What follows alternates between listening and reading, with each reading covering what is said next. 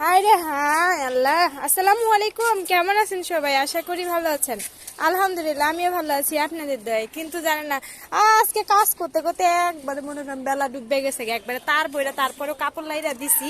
এখন আমার মাইয়া আমার খামচি দিয়ে ধরে রয়েছে, কইছে আম্মা জান আমার কোনো জায়গায় সাইডে যাইও না।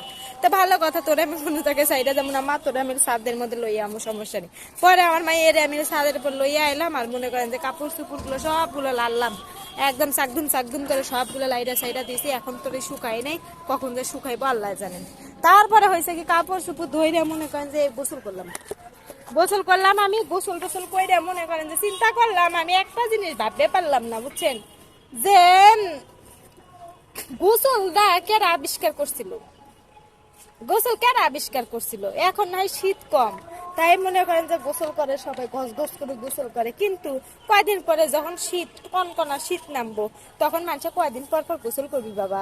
আমি তো 2-3 দিন পর পর গোসল করবো, এটা একবারে স্বাভাবিক বিষয়।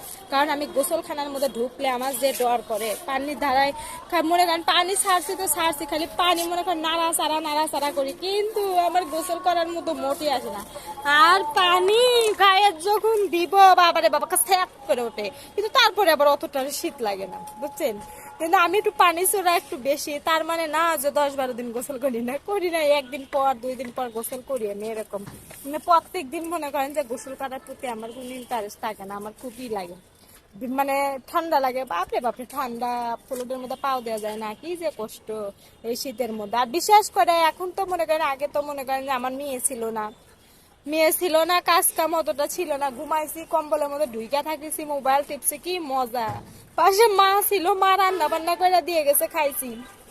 আর এখন তো মনে করেন যে মাইয়া একটু পর পর মুতবো হাঁকবো, আরে আল্লাহ ওগুলো কেমনে সাফ করবো একদম।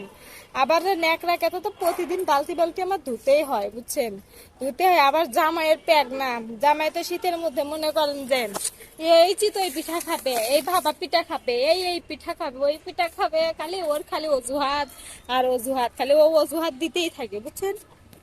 তো যাই হোক, এইবারে শীতটা আমার মোটামুটি যাবে ভালোই, এতটা বেশি ভালো যাইবো না, কারণ পেঁয়াপুর আন্ডা বাচ্চা নিয়ে আমার আর শীত কেমন কাটবে বোঝেন।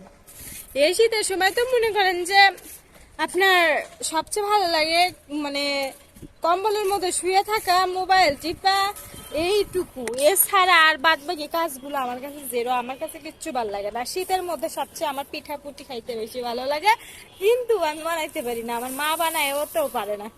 একমাত্র আমার বোন আসবে শীতের মধ্যে, আমার বোন মনে করেন যে পিঠা বানায় বুনায় নিয়ে আসবো, আমি ফ্রিজে থুয়ে খামো বুঝছেন, এই চিন্তা ভাবনা করছি। আর এই মাইয়াটা যে আমি রুমে যে থুয়ে আমো, মাইয়াটা তো আমার কথা শুনে না বুঝেন, এই মাইয়াটা আমার কথা শুনে না, খালি হাত খাতে। আমার মাইয়া খালি হাত খায়, কি করলে হাত ই করবো, মুখ দেখাবো না আমার। আমার আম্মা শুনে বাচ্চা, আমার আম্মা শুনে বাচ্চা কই, আমার আম্মিটা কই, জানি বাচ্চা কই রে।